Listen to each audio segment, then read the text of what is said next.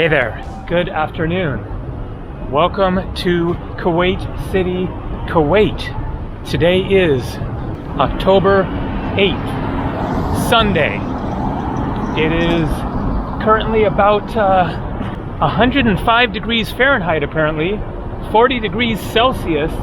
It doesn't feel quite that bad. Fortunately, I guess maybe the dry desert air.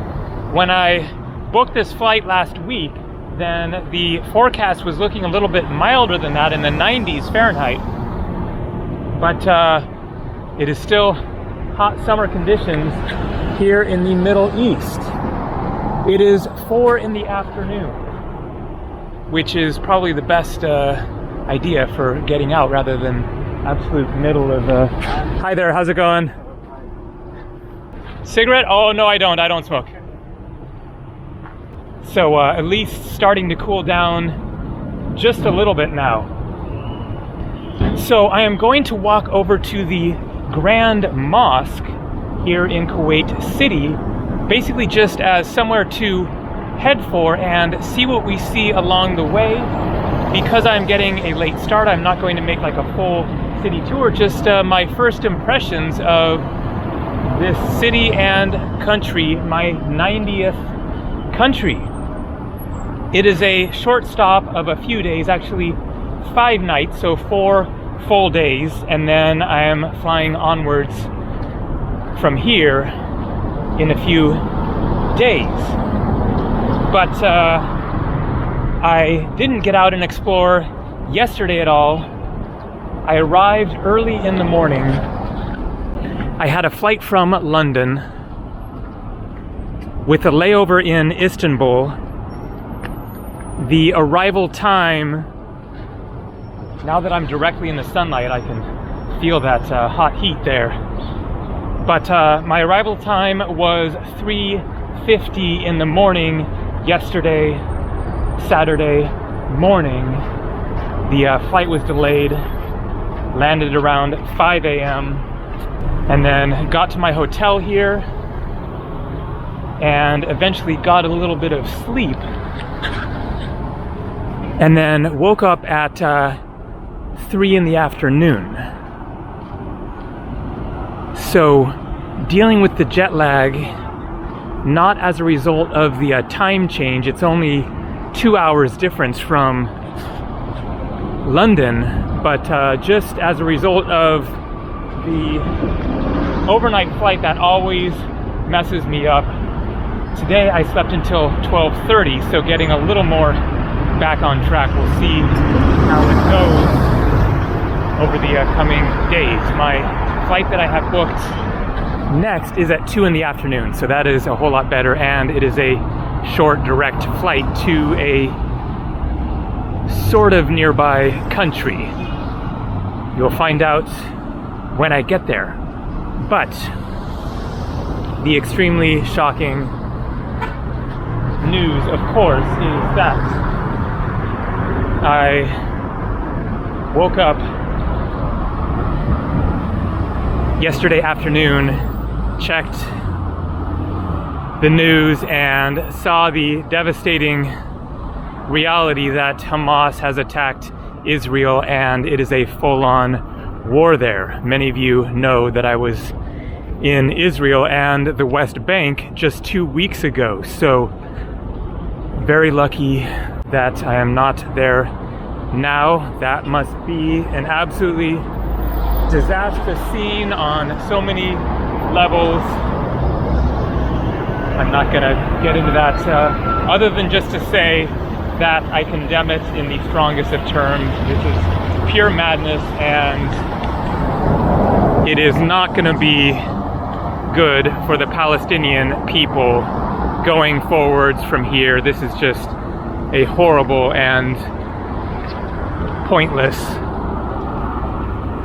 military endeavor on the part of the Hamas organization and all those who support them. So, I need to check my map, my phone, and make sure I'm actually walking in the right direction here.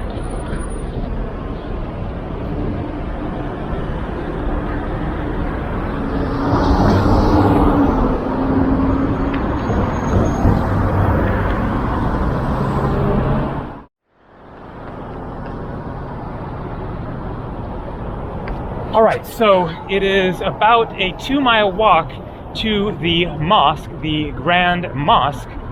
So the idea with this video, since it is getting late here, is just to do this walk about like 45 minutes or so, or maybe, you know, catch a taxi along the way. We'll see how it goes, and then just show what I see along the way and give my first impressions of Kuwait. So Kuwait was a British protectorate and gained full independence in 1961. But it has been an independent country in various forms for hundreds of years, since the 1600s and 1700s. It is an emirate. So most of you, of course, know about Dubai. Dubai is an emirate in the UAE, which stands for the United Arab Emirates. So the UAE is a country that is a unification of emirates, Dubai and Abu Dhabi. So Kuwait here is an emirate in a similar sense as Dubai. Dubai is not a country, it is an emirate within the country of the UAE. And so at the time that the UAE was formed, then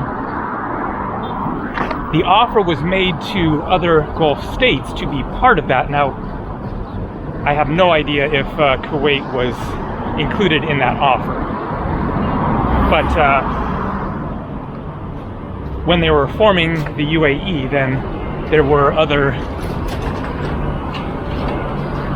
areas that were being considered to be part of the UAE, and which instead chose to be independent nations. And so you have these 3 Gulf states of Kuwait here, Bahrain, and Qatar that all chose to be independent nations. And so being an emirate means that they are ruled by the emir as the leader of the country. So my overall general first impressions of Kuwait is that it looks exactly like Bahrain. I was there last year. If you zipped me from Bahrain to here in an elevator and I came out, I would just be like, okay, yeah, it looks like Bahrain. I wouldn't have any apparent indications that I was in a separate country. Now, of course, those who live here, there will be obvious differences, but just as a traveler's perspective, it is very similar. Basically, most of the cities in this region have a lot of similarities. The landscapes being the first obvious similarity that, you know, really forms the general picture of the area. Flat desert, very little vegetation. But then they also all have the oil money, and so have built these new cities of massive buildings, the wide streets, of course the Arabic language and people, and Muslim religion. And so there is a similarity within this region in general. I am just barely learning about this country, so we'll see what else I discover in the coming next 2 days. I just have 2 more days left here. But I also have to mention the invasion by Iraq in 1990. So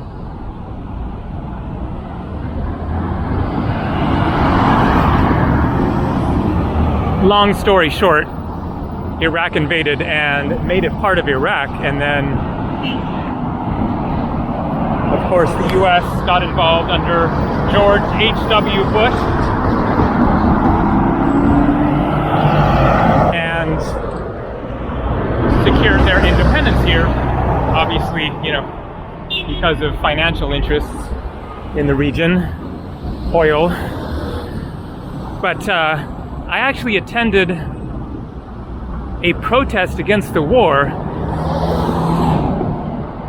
in California, in my hometown of Ukiah, not actually where I was raised, but where my mom lives, and many of you have seen that town, or at least around it, in various videos that I made when I was back visiting my mom and stepdad there. But I went to a protest against the war. I don't remember like what my position was exactly. It was just something that was happening when I was visiting my mom during Christmas time, 1990, because I was going to university in Fairbanks, Alaska at that time. And so the war was just happening, and I was back in California visiting family, and there was a protest in my town there. So, point being, I remember that war. But, you know, Saddam Hussein was a bad guy, and I'm glad that they got their freedom here from Iraq.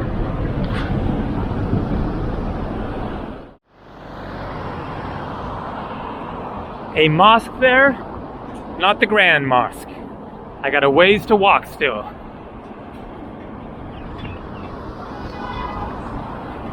So a few more facts about Kuwait. So when I was in Bahrain, I did some research before that video and mentioned a bunch of kind of restrictions that people should keep in mind when visiting. One of which was, from what I'd found online, I wasn't sure if it was allowed to wear shorts. Wearing shorts now. That was in Bahrain that I'm talking about, but and then that unmarried couples could not stay in hotels, and a few other things. I forget if that one was true or not, but some locals posted below the video saying that some of the strict things that I had mentioned weren't actually true. They weren't actually being enforced. Maybe they were, you know, more strict in the past, and they have loosened up a bit. But here in Kuwait, it sounds like things are more strict. So, number one, no alcohol, period. You're not going to find alcohol anywhere in a 5-star hotel or anything like that. So, don't even go near it. Also, about the unmarried couples staying in hotels, apparently that is for real. That is super strict here. Don't come here with your girlfriend and expect to stay in the same hotel room. So when I was at the Turkey airport in Istanbul, my layover was there. Then I ended up talking with this lady while waiting for the flight because it was delayed, who lived here with her husband, and she recounted the story of somebody that she knew, I think, who had his sister visiting. So he was staying in a hotel room by himself, but then his sister came over to visit and took the elevator up to the hotel room, and within like 5 minutes there were police at the door knocking, inquiring what's going on here, and it was a bit of hassle trying to explain, this is my sister, you know.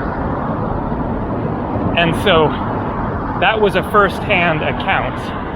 Also, she mentioned a friend of hers who was half Kuwaiti, and he was kind of a playboy guy, and somebody took a photo of him in a pool.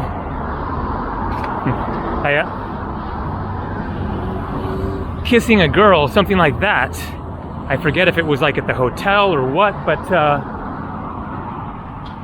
he got kicked out of the country for public, you know, making out or kissing or whatever.